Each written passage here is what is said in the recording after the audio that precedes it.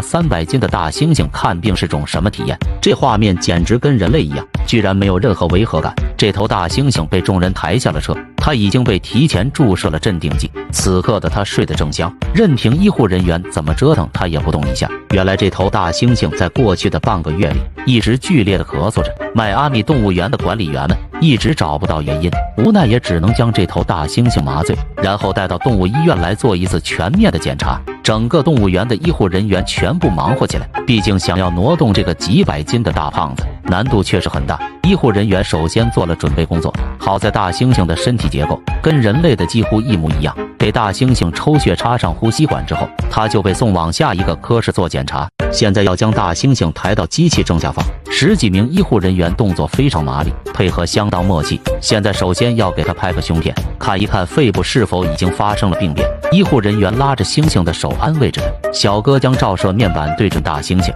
现场的医护人员必须时刻观察着大猩猩的生命体征。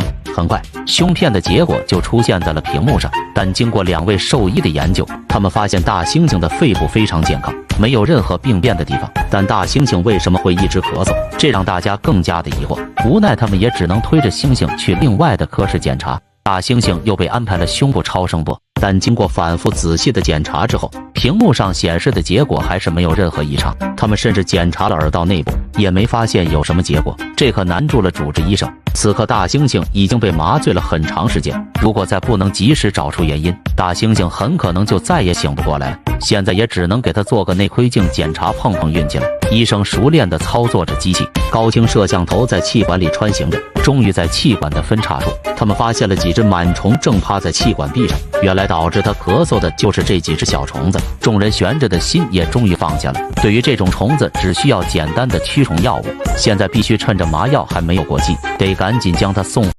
阿珍爱上了阿强，在一个有星星的夜晚。动物园的这只母猩猩，它已经彻底爱上了这头健壮的大猩猩，但似乎这雄性大猩猩根本看不上它，毕竟这头猩猩又瘦又小，根本不符合雄猩猩的审美。而雌猩猩却不愿意轻易放弃，面对自己已经认定的伴侣，他说什么也要想办法将其拿下。你看看他正主动的投怀送抱，但落花有意流水无情，雄猩猩一脸嫌弃的一把将其推开，他完全懵了，心里或许在想着这究竟是个什么玩意儿。他拼命摇头表示抗议。雌猩猩见撒娇没有任何作用，无奈也只能暂时回到屋里睡觉。刚刚他的举动让雄猩猩吓出一身冷汗，此刻的他摇头晃脑不知所措，或许是刚刚雌猩猩的撒娇让他起了一身鸡皮疙瘩。很快感觉到无聊的大猩猩也朝着房间走去。有情人究竟能不能成为伴侣？我们接着往下看。健壮的雄猩猩身材实在魁梧，你看看把雌猩猩迷惑的神魂颠倒，他花痴一样的吃惊的张着嘴巴，这简直就是自己理想中的另一半。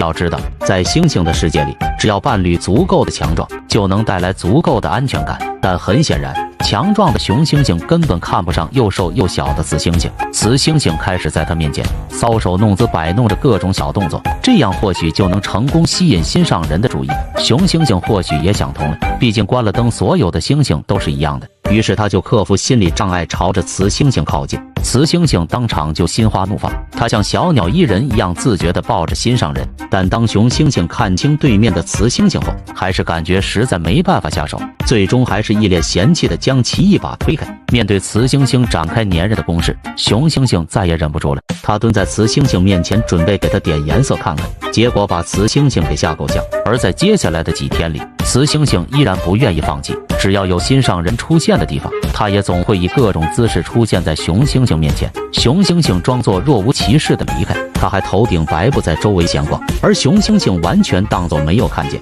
各位小伙伴，你们认为雌猩猩能不能成功追上他的